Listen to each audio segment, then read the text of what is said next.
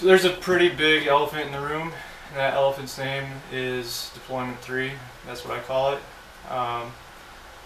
And let's just say that first off, that I do not have PTSD. I consider myself very lucky. I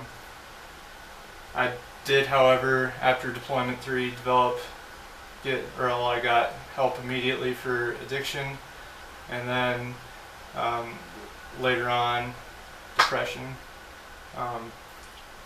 But for a year and a half, from June 2013 all the way to October of 2014, I was very depressed. I was pissed off all the time, just constantly angry. I would take it out on my family, the people that I loved most, and I didn't understand it, and it was very crippling. When I got out, I grossly underestimated how underqualified I was. This is a huge problem, especially for lower enlisted people like myself. And so I didn't have a job. I was applying for the wrong jobs. I didn't have any education. I thought that a high school diploma and my experience in the military would get me somewhere, but it did absolutely nothing. And then there were the demons that came every night. The demons would come calling at midnight, and it wouldn't let me sleep. And it was Deployment 3 that really stuck out.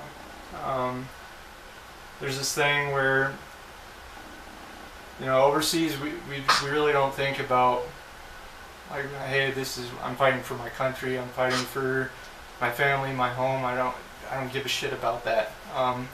The thing is, when you're over there, you're only fighting for that person next to you.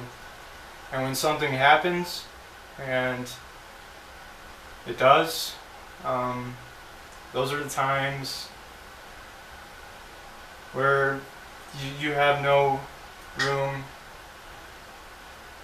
to deal with that. It's just something happens and you have to get to work. There's no time for mourning.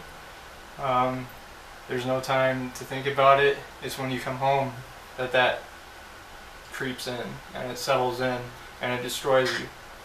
It absolutely destroys you.